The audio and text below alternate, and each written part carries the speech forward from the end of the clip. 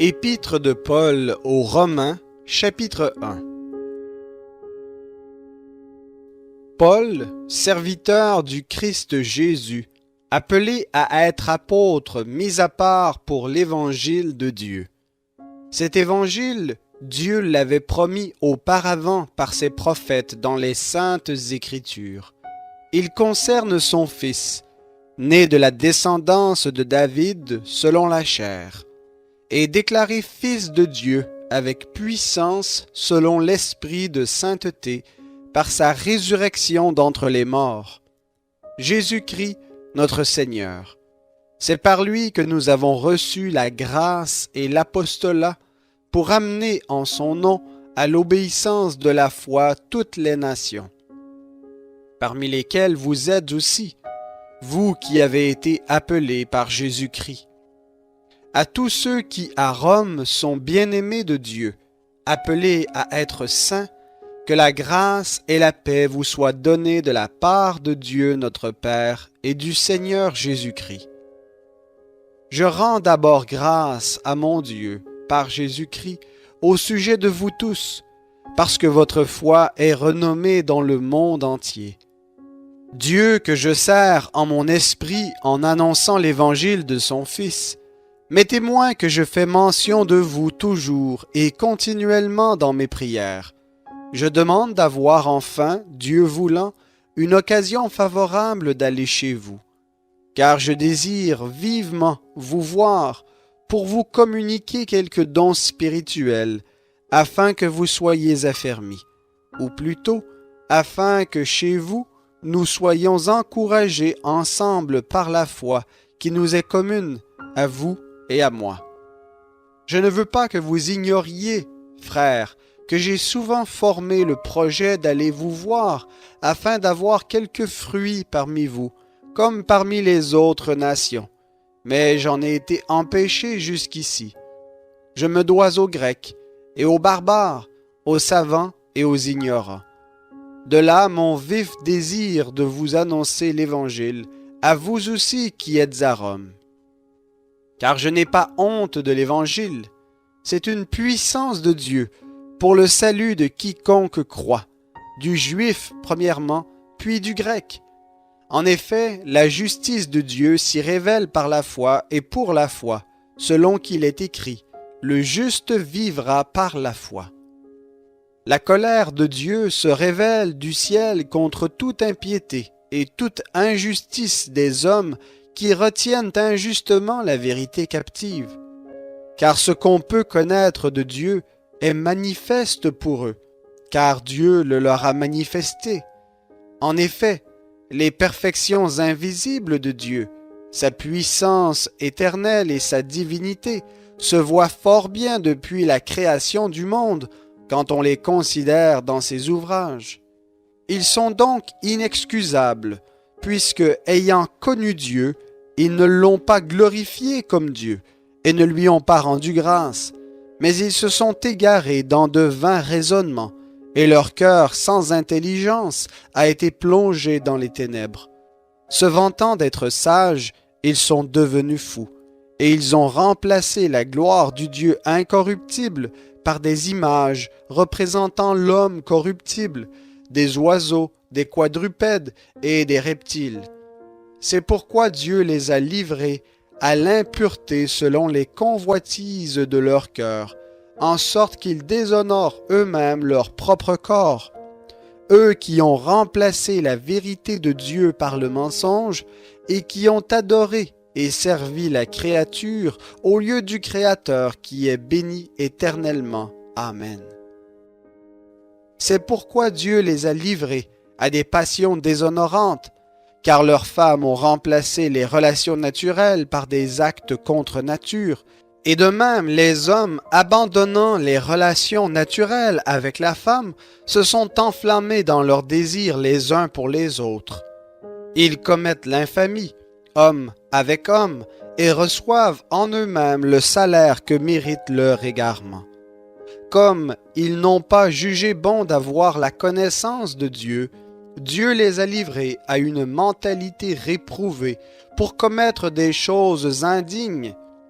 Ils sont remplis de toute espèce d'injustice, de méchanceté, de cupidité, de perfidie, pleins d'envie, de meurtre, de discorde, de fraude, de vice, rapporteurs, médisants, impies, emportés, orgueilleux, fanfarons, ingénieux au mal, rebelles à leurs parents, sans intelligence, sans loyauté, sans affection, sans indulgence, sans pitié, et bien qu'ils connaissent le décret de Dieu, selon lequel ceux qui pratiquent de telles choses sont dignes de mort, non seulement ils les font, mais encore ils approuvent ceux qui les pratiquent.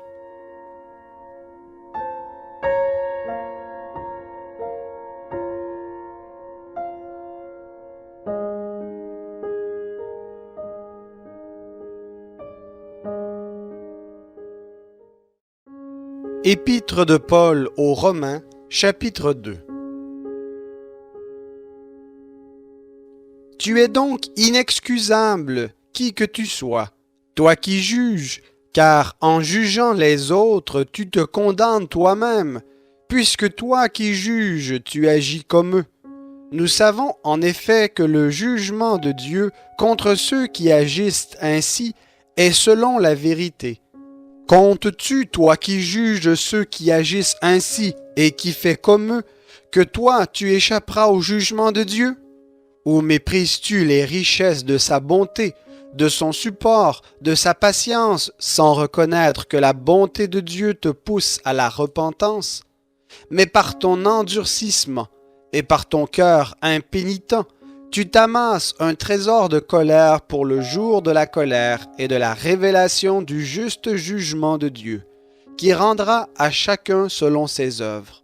La vie éternelle à ceux qui, par la persévérance à bien faire, cherchent la gloire, l'honneur et l'incorruptibilité, mais la colère et la fureur à ceux qui, par esprit de dispute, désobéissent à la vérité et obéissent à l'injustice. Tribulation et angoisse pour toute âme humaine qui pratique le mal, pour le juif premièrement, puis pour le grec. Gloire, honneur et paix pour quiconque pratique le bien, pour le juif premièrement, puis pour le grec. Car auprès de Dieu, il n'y a pas de considération de personne. Tous ceux qui ont péché sans la loi périront aussi sans la loi. Et tous ceux qui ont péché sous la loi seront jugés par la loi. Car ce ne sont pas en effet ceux qui écoutent la loi qui sont justes devant Dieu, mais ceux qui pratiquent la loi seront justifiés. Quand les païens qui n'ont pas la loi font naturellement ce que prescrit la loi, eux qui n'ont pas la loi, ils sont une loi pour eux-mêmes. Ils montrent que l'œuvre de la loi est écrite dans leur cœur, leur conscience en rend témoignage et leur raisonnement les accuse ou les défendent tour à tour. C'est ce qui paraîtra au jour où, selon mon évangile, Dieu jugera par le Christ Jésus les actions secrètes des hommes.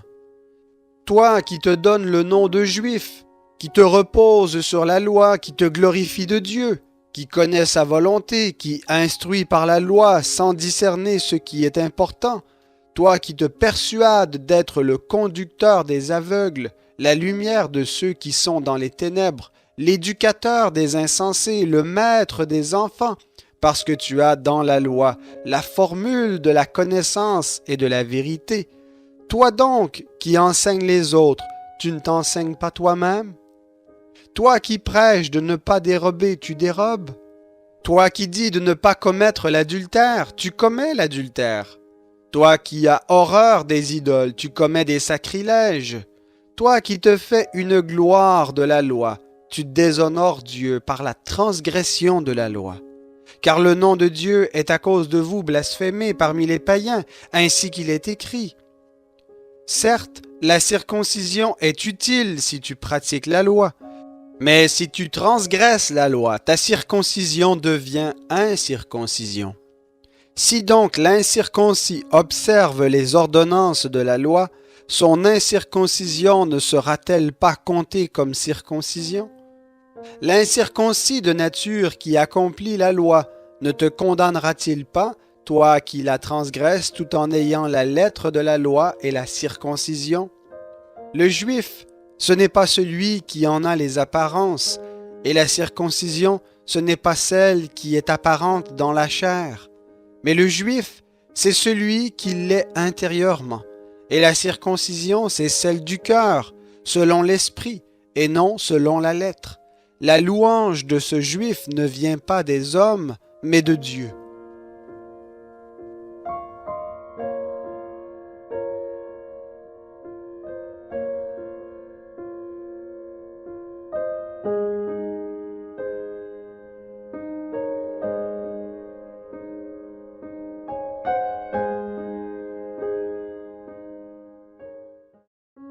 Épître de Paul aux Romains, chapitre 3. Quel est donc le privilège du juif, ou quelle est l'utilité de la circoncision? Considérable de toute manière. Tout d'abord, les oracles de Dieu ont été confiés aux juifs. Et quoi, si quelques-uns ont été infidèles, leur infidélité rendra-t-elle sans effet la fidélité de Dieu? Certes non.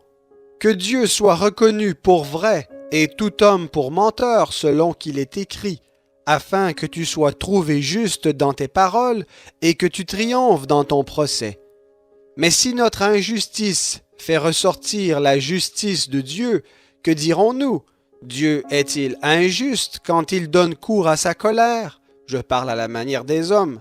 Certes non. Autrement, comment Dieu jugerait-il le monde?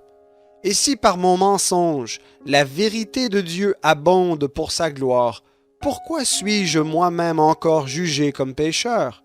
Et comme certains calomniateurs prétendent que nous le disons, pourquoi ne ferions-nous pas le mal afin qu'il en arrive du bien? La condamnation de ces gens est juste. Quoi donc? Sommes-nous supérieurs? Absolument pas. Car nous avons déjà prouvé que tous, juifs et grecs, sont sous l'empire du péché.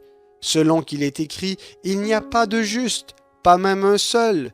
Nul n'est intelligent, nul ne cherche Dieu. Tous sont égarés, ensemble ils sont pervertis.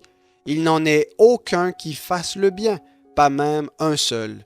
Leur gosier est un sépulcre ouvert. Ils usent de tromperie avec leur langue. Ils ont sous les lèvres un venin d'aspic. Leur bouche est pleine de malédiction et d'amertume. Ils ont les pieds légers pour répandre le sang. La destruction et le malheur sont sur leur chemin. Ils n'ont pas connu le chemin de la paix. La crainte de Dieu n'est pas devant leurs yeux. Or, nous savons que tout ce que dit la loi, elle le dit à ceux qui sont sous la loi, afin que toute bouche soit fermée et que tout le monde soit reconnu coupable devant Dieu. Car nul ne sera justifié devant lui par les œuvres de la loi, puisque c'est par la loi que vient la connaissance du péché. Mais maintenant, sans la loi, est manifestée la justice de Dieu attestée dans la loi et les prophètes. Justice de Dieu par la foi en Jésus-Christ pour tous ceux qui croient. Il n'y a pas de distinction. Tous ont péché et sont privés de la gloire de Dieu, et ils sont gratuitement justifiés par sa grâce, par le moyen de la rédemption qui est dans le Christ Jésus. C'est lui que Dieu a destiné comme moyen d'expiation pour ceux qui auraient la foi en son sang, afin de montrer sa justice, parce qu'il avait laissé impunis les péchés commis auparavant au temps de sa patience. Il a voulu montrer sa justice dans le temps présent, de manière à être reconnu juste tout en justifiant celui qui a la foi en Jésus. Où donc est le sujet de se glorifier? Il est exclu. Par quelle loi? Par la loi des œuvres? Non, mais par la loi de la foi. Car nous comptons que l'homme est justifié par la foi sans les œuvres de la loi. Ou bien Dieu est-il seulement le Dieu des Juifs? Ne l'est-il pas aussi des païens? Oui, il l'est aussi des païens, puisqu'il y a un seul Dieu qui justifiera en vertu de la foi les circoncis et au moyen de la foi les incirconcis. Est-ce que nous annulons ainsi la loi par la foi? Certes non. Au contraire, nous confirmons la loi.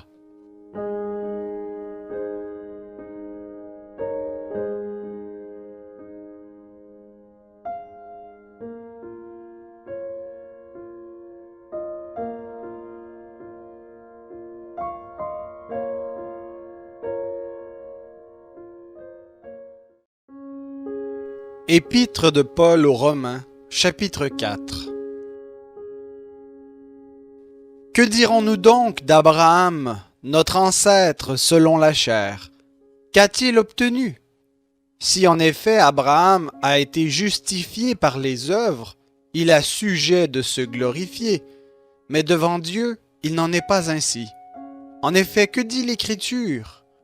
Abraham crut à Dieu, et cela lui fut compté comme justice. Or, à celui qui fait une œuvre, le salaire est compté non comme une grâce, mais comme un dû. Quant à celui qui ne fait pas d'œuvre, mais croit en celui qui justifie l'impie, sa foi lui est comptée comme justice. De même, David proclame le bonheur de l'homme au compte de qui Dieu met la justice sans œuvre. Heureux ceux dont les iniquités sont pardonnées et dont les péchés sont couverts.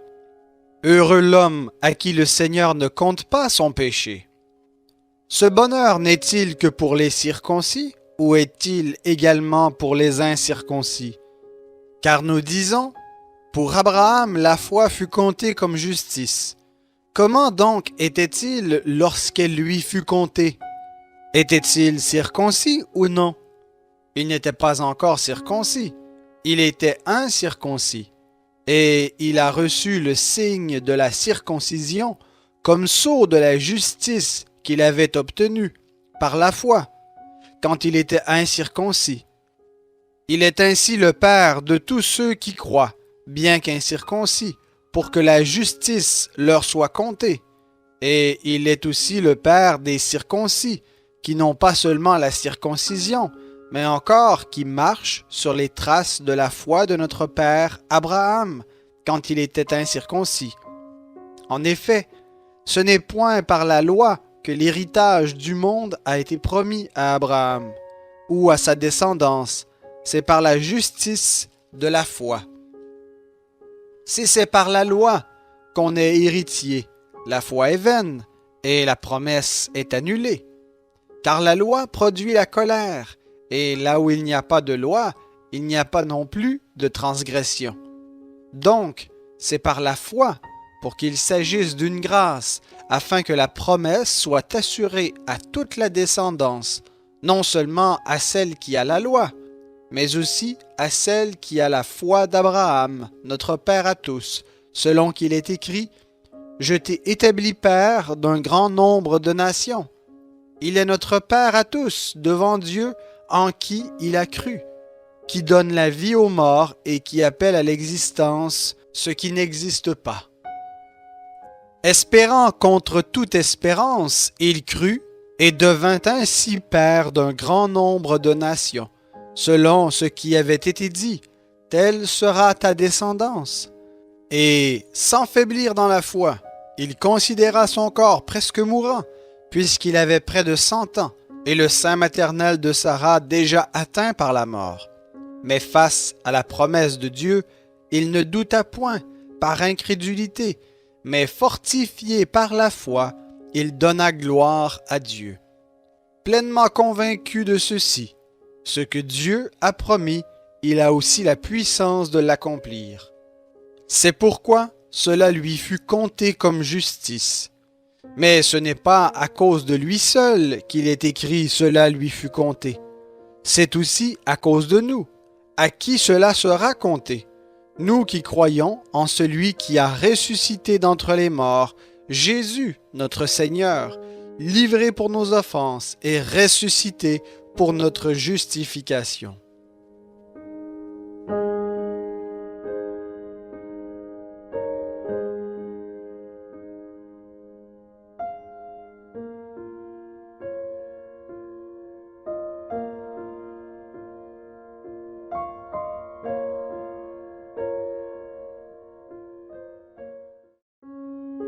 Épître de Paul aux Romains, chapitre 5. Étant donc justifiés par la foi, nous avons la paix avec Dieu par notre Seigneur Jésus-Christ. C'est à lui que nous devons d'avoir eu par la foi accès à cette grâce dans laquelle nous demeurons fermes et nous nous glorifions dans l'espérance de la gloire de Dieu. Bien plus, nous nous glorifions même dans les tribulations, sachant que la tribulation produit la persévérance une fidélité éprouvée, et la fidélité éprouvée l'espérance. Or, l'espérance ne trompe pas, parce que l'amour de Dieu est répandu dans nos cœurs par le Saint-Esprit qui nous a été donné. Car lorsque nous étions encore sans force, Christ, au temps marqué, est mort pour des impies. À peine mourrait-on pour un juste. Quelqu'un peut-être aurait le courage de mourir pour un homme qui est bien. Mais en ceci, Dieu prouve son amour envers nous. Lorsque nous étions encore pécheurs, Christ est mort pour nous.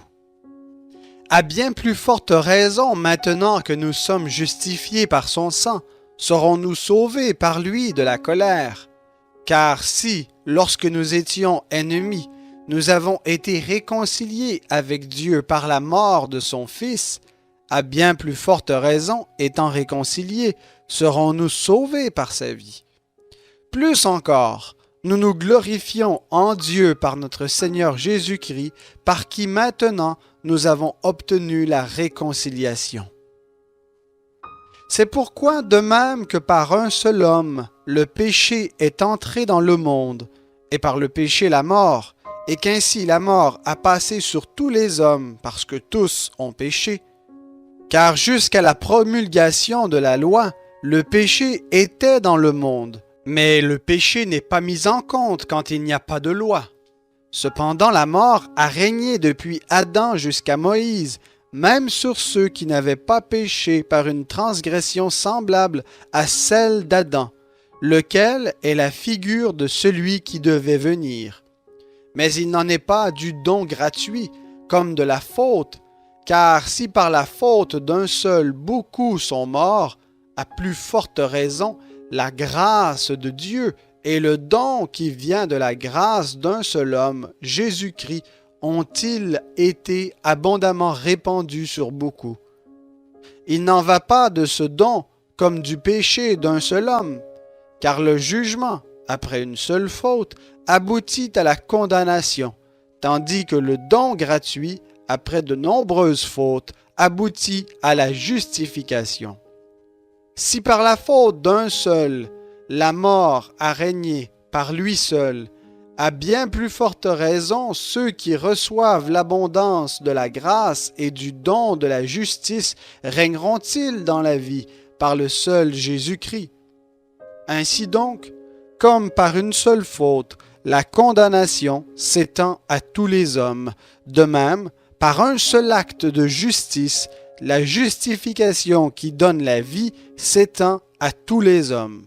En effet, comme par la désobéissance d'un seul homme, beaucoup ont été rendus pécheurs, de même, par l'obéissance d'un seul, beaucoup seront rendus justes.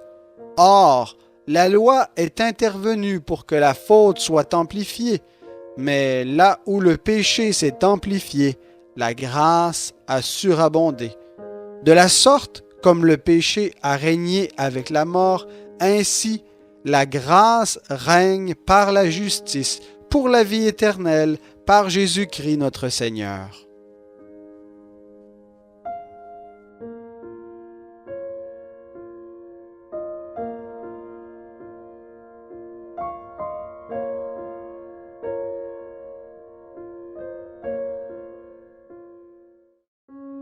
Épître de Paul aux Romains, chapitre 6.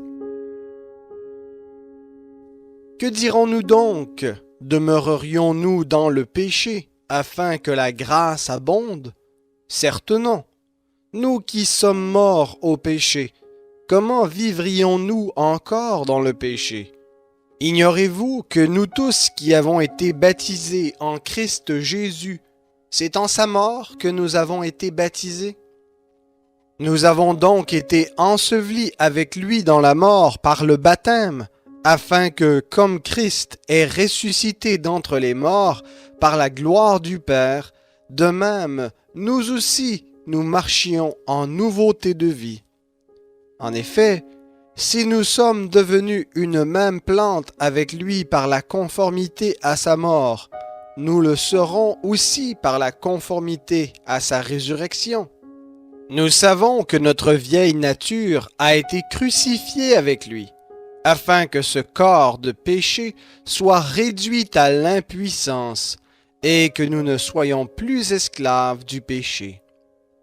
Car celui qui est mort est quitte du péché.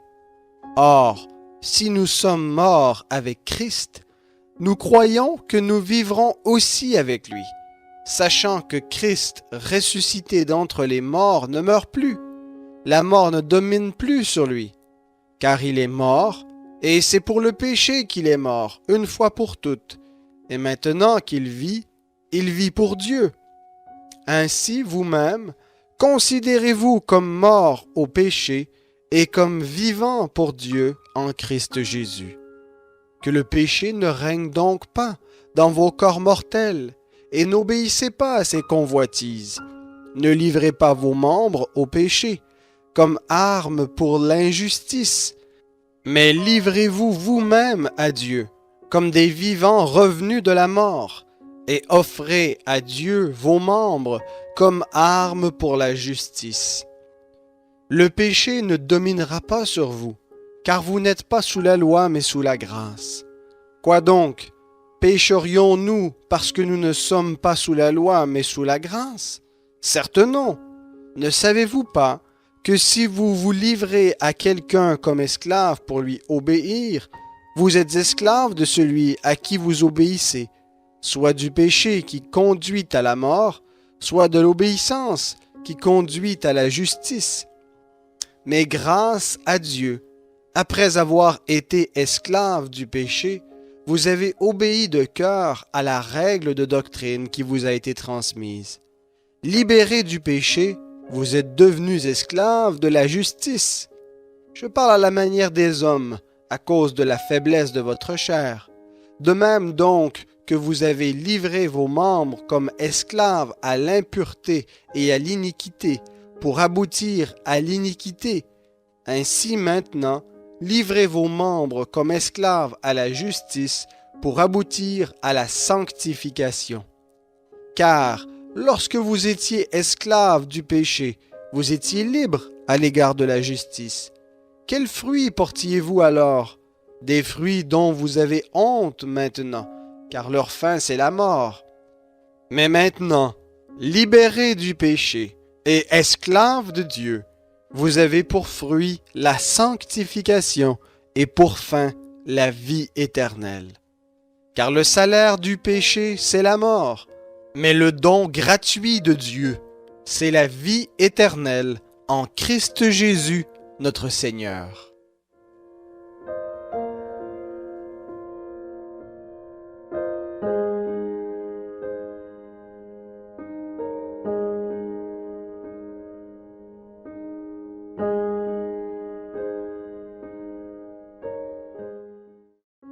Épître de Paul aux Romains, chapitre 7.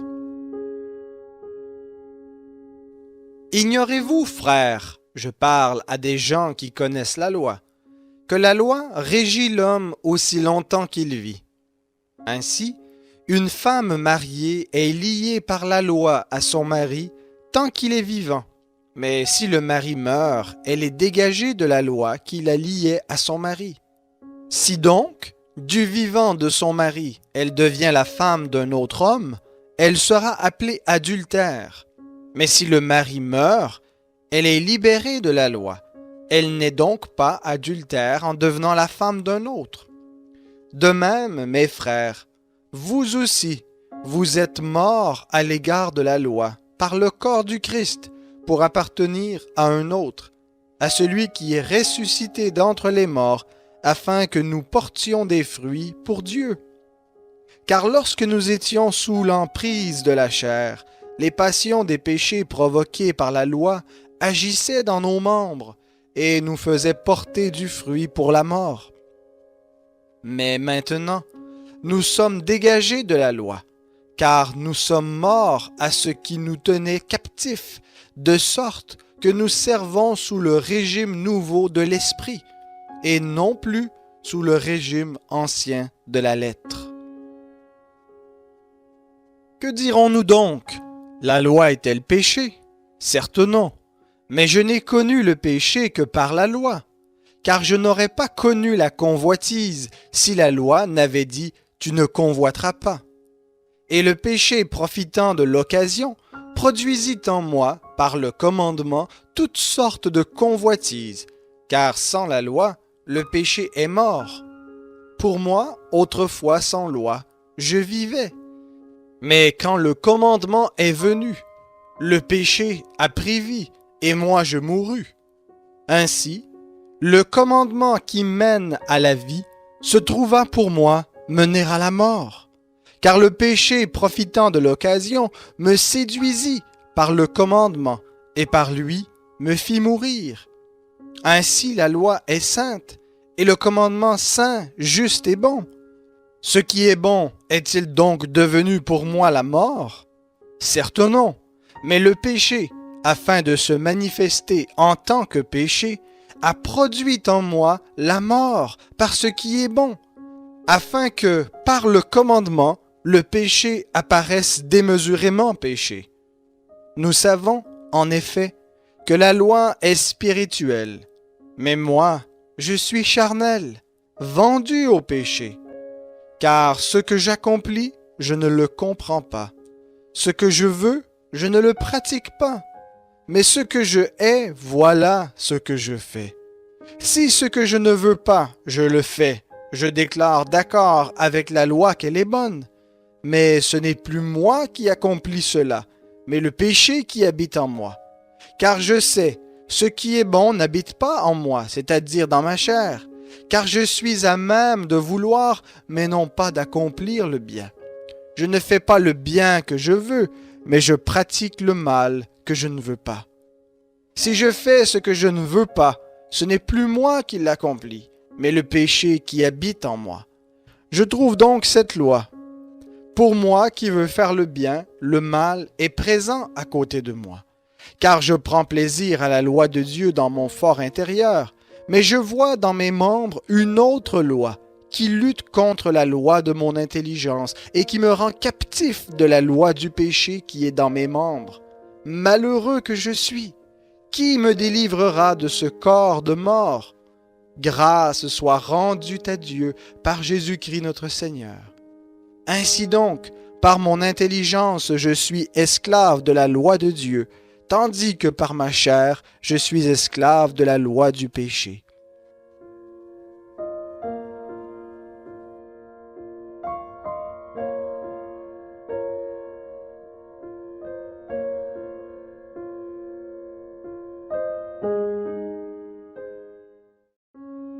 Épître de Paul aux Romains, chapitre 8. Il n'y a donc maintenant aucune condamnation pour ceux qui sont en Christ Jésus, qui marchent non selon la chair, mais selon l'Esprit. En effet, la loi de l'Esprit de vie en Christ Jésus m'a libéré de la loi du péché et de la mort. Car, chose impossible à la loi, parce que la chair la rendait sans force, Dieu, en envoyant à cause du péché son propre Fils dans une chair semblable à celle du péché, a condamné le péché dans la chair. Et cela pour que la justice prescrite par la loi soit accomplie en nous, qui marchons non selon la chair, mais selon l'Esprit.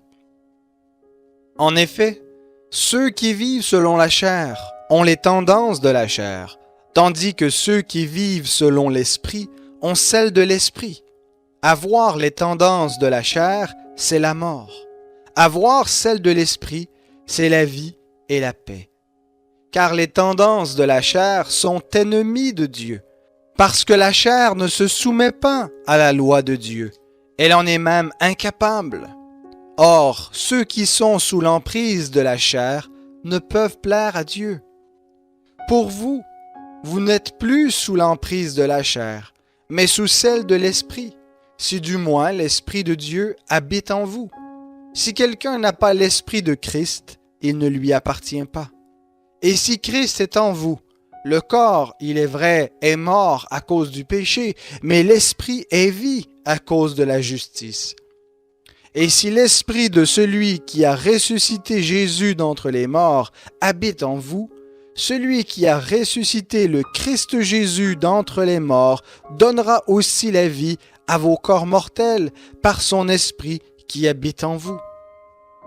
Ainsi donc, frères, nous sommes débiteurs, mais non de la chair, pour vivre encore selon la chair. Si vous vivez selon la chair, vous allez mourir, mais si par l'Esprit vous faites mourir les actions du corps, vous vivrez. Car tous ceux qui sont conduits par l'Esprit de Dieu sont fils de Dieu.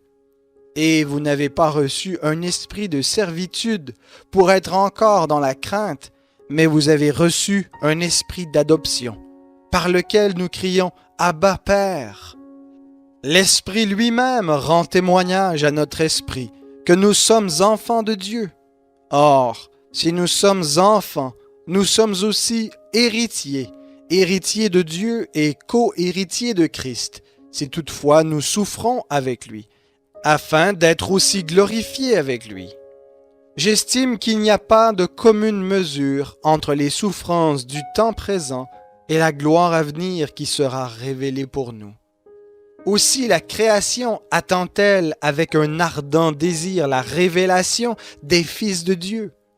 Car la création a été soumise à la vanité, non de son gré, mais à cause de celui qui l'y a soumise. Avec une espérance, cette même création sera libérée de la servitude de la corruption, pour avoir part à la liberté glorieuse des enfants de Dieu. Or, nous savons que jusqu'à ce jour, la création tout entière soupire et souffre les douleurs de l'enfantement. Bien plus, nous aussi qui avons les prémices de l'Esprit, nous aussi, nous soupirons en nous-mêmes en attendant l'adoption, la rédemption de notre corps. Car c'est en espérance que nous avons été sauvés. Or, l'espérance qu'on voit n'est plus espérance. Ce qu'on voit, peut-on l'espérer encore? Mais si nous espérons ce que nous ne voyons pas, nous l'attendons avec persévérance. De même aussi, l'Esprit vient au secours de notre faiblesse, car nous ne savons pas ce qu'il convient de demander dans nos prières, mais l'Esprit lui-même intercède par des soupirs inexprimables. Et celui qui sonde les cœurs connaît quelle est l'intention de l'Esprit. C'est selon Dieu qu'il intercède en faveur des saints. Nous savons du reste que toute chose coopère au bien de ceux qui aiment Dieu, de ceux qui sont appelés selon son dessein. Car ceux qu'il a connus d'avance, il les a aussi prédestinés à être semblables à l'image de son Fils, afin qu'il soit le premier-né d'un grand nombre de frères. Et ceux qu'il a prédestinés, il les a aussi appelés. Et ceux qu'il a appelés, il les a aussi justifiés. Et ceux qu'il a justifiés, il les a aussi glorifiés. Que dirons-nous donc à ce sujet? Si Dieu est pour nous, qui sera contre nous? Lui qui n'a pas épargné son propre Fils, mais qui l'a livré pour nous tous, comment ne nous donnera-t-il pas aussi tout avec lui par grâce? Qui accusera les élus de Dieu? Dieu est celui qui justifie. Qui les condamnera? Le Christ Jésus est celui qui est mort, bien plus, il est ressuscité, il est à la droite de Dieu et il intercède pour nous. Qui nous séparera de l'amour de Christ? La tribulation ou l'angoisse, ou la persécution, ou la faim, ou le dénuement, ou le péril, ou l'épée, selon qu'il est écrit, à cause de toi, l'on nous met à mort tout le jour, on nous considère comme des brebis qu'on égorge. Mais dans toutes ces choses, nous sommes plus que vainqueurs par celui qui nous a aimés. car je suis persuadé que ni la mort, ni la vie, ni les anges, ni les dominations, ni le présent, ni l'avenir, ni les puissances, ni les êtres d'en haut, ni ceux d'en bas, ni aucune autre créature ne pourra nous séparer de l'amour de Dieu en Christ Jésus notre Seigneur.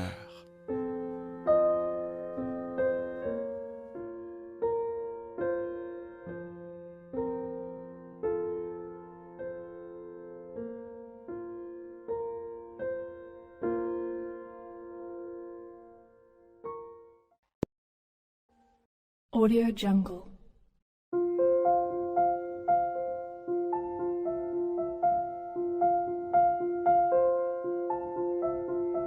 Audio Jungle.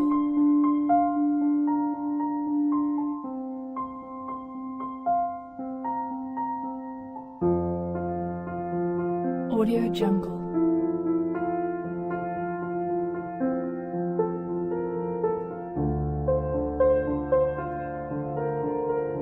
Audio Jungle.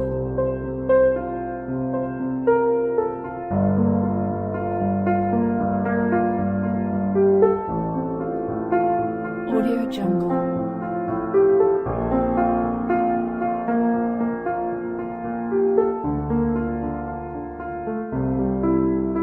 Audio Jungle.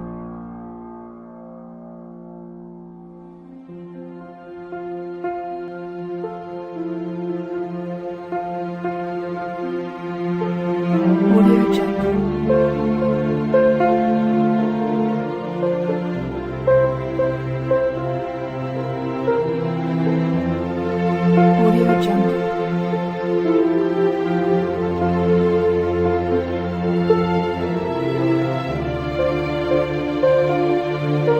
Audio Jungle.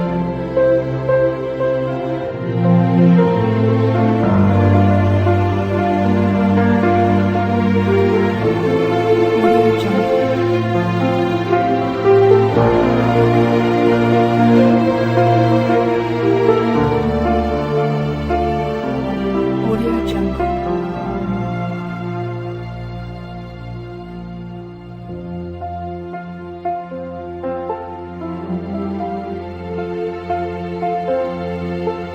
Audio Jungle.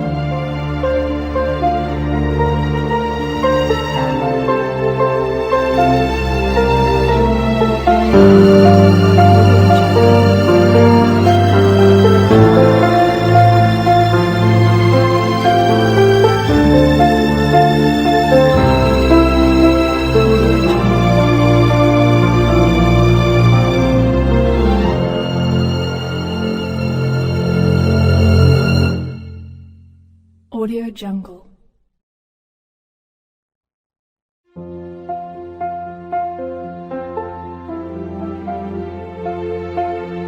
Audio Jungle.